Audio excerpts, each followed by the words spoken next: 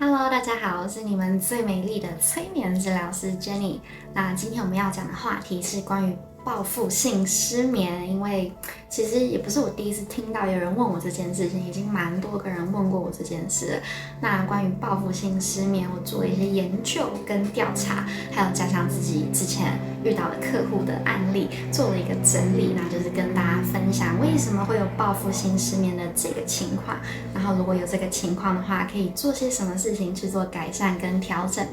那报复性失眠的情况是怎么样？就是每天都很忙，然后忙到晚上的时候才有自己的时间去做自己想做的事情，可能是滑手机、看电视、看什么、做什么，可能也就是完全没有做任何具有意义的事情，可是就是一直都不睡，舍不得睡觉这样。然后就会有一种情况是说，你的脑袋一直跟你说，要睡了，你不能再不睡，你明天要早起，你还要上班，你还要做什么什么做什么。可是你都知道，但你还是忍不住一直做自己的事情，一直看电视，一直干嘛，就是死都不睡觉。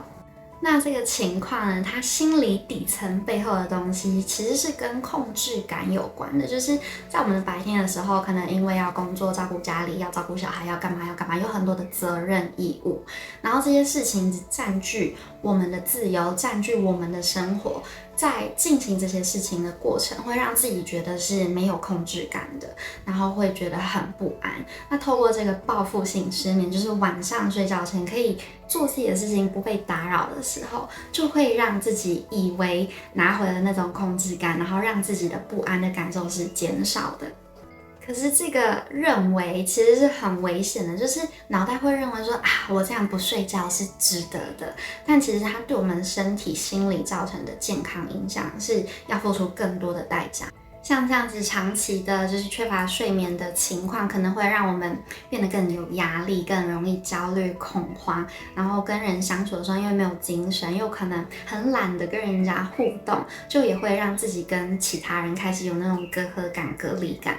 然后在生活中就是比较难去专注，或者是比较不好去做一个判断跟决策，犯的错误可能会更多，记性可能会开始不好啊，然后因为没睡饱就心情不好，容易易怒，自己跟身边人的关系也会开始出现很多的问题，所以这个报复性失眠其实是会影响到很多方方面面的部分的。那在我做这个了解的过程，就发现说其实现在这个社会、这个世界真的失眠的人很多，就是台湾啊跟北美就有做一些研究调查，发现每5个人里面就有1个人是有失眠的问题，而且以前就是可能还没这么多，可能10个里面1个，现在最新的数据是5个人里面就有1个。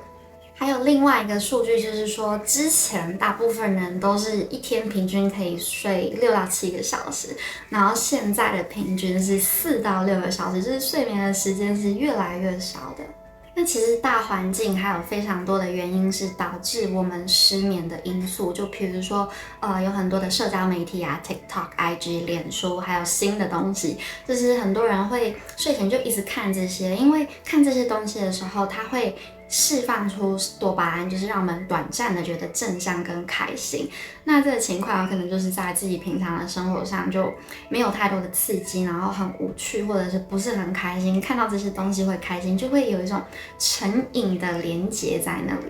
另外一个就是跟社交媒体有关的，就是有些人可能会有 FOMO， 就是 Fear of Missing Out， 怕自己错过了什么社交媒体上重大的资讯、有趣的东西，然后就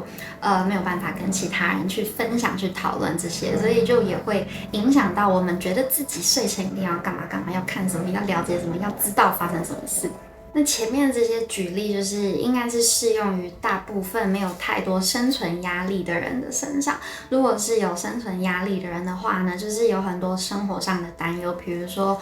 金钱呀，然后工作啊、住房子啊、养小孩，就有很多各式各样的烦恼跟压力，会影响到自己没有办法睡觉，因为就一直有这些恐惧、恐慌，一直在想这些事情到底要怎么办、怎么处理。那有些人我也有见过的案例，就是时间管理的能力真的是可以提升一下，就可能一天下来他排了很多事情，然后都没做完，所以就变成拖到很晚，然后自己的休息的时间就越来越晚，越来越晚这样。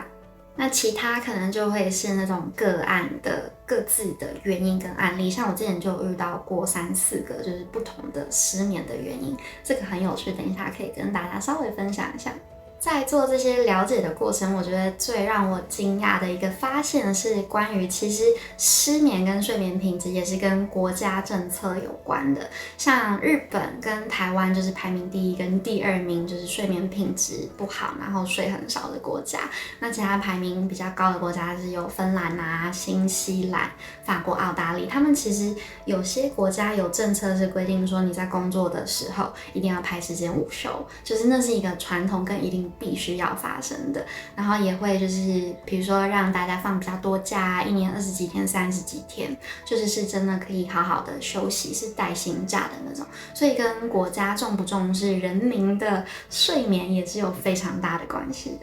还有最基本的就是饮食也会影响我们的睡眠，像有些国家可能它的天然的食物是比较丰富的，那他们比较容易摄取，那他们基本上就是睡眠的品质会比较好，好过那种都是吃油炸、吃不健康，然后可能对身体造成很多负担的那种国家。那我们刚才讲的这些都是比较偏外在因素，我们如果来讲内在因素的话，有蛮多不同的。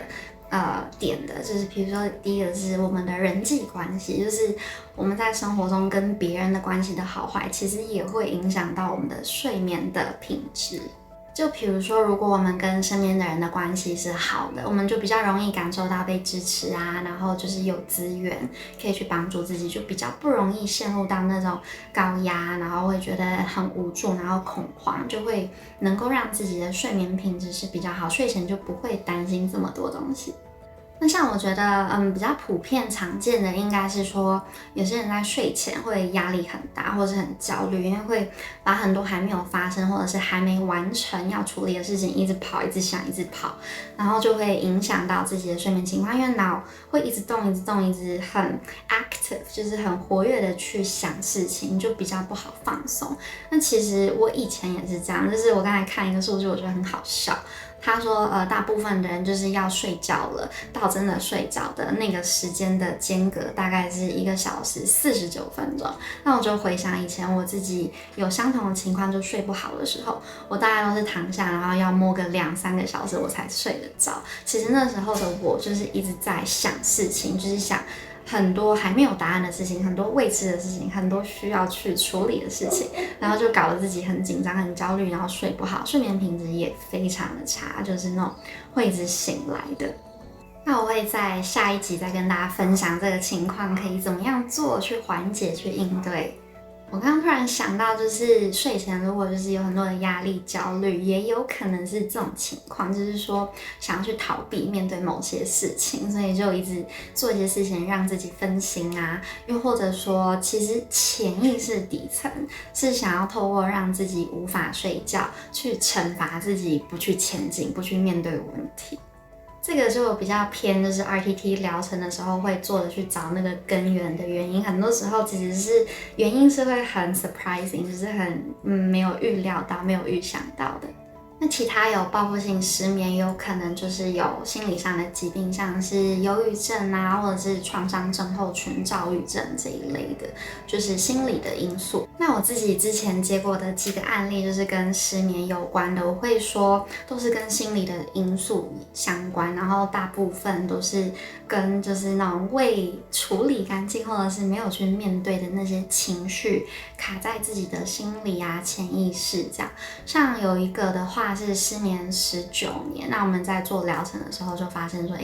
其实是关于他在他的人生一直都没有感受到就是被认可啊、被支持，就是生活里面一直少了这种被认可的感受。那在他的生活就是睡觉之前都会一直去想，自己做了这么多，怎么没有这些认可啊，没有这些东西，那我要怎么办？我好累，没有人支持我，没有人陪伴我，没有人跟我一起。然后另外一个是失眠40几年的一位年长的前辈，他的情况的话是因为心里有太多的秘密，就是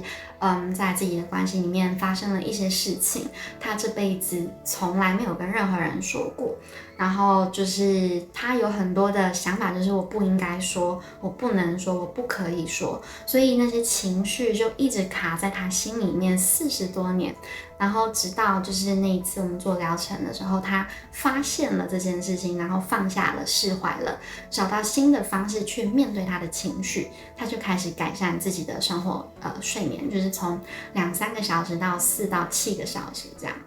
还有另外一个案例，我自己觉得蛮有趣的。他失眠的时间没有很久，可能就是1年快2年这样。那他的情况就是生活中遇到了一些事件，就是那种重大事件。那面对这些事件，他其实内心有很多的悔恨，就是后悔。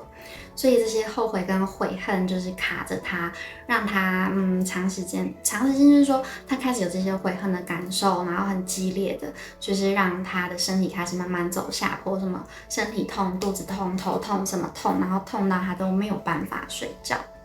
那我自己的话，就我刚刚提到，我以前其实也常常有这种报复性失眠或者是严重失眠的情况。那我自己现在回看观察的话，其实就是有很多的焦虑、忧虑跟负面的思考。那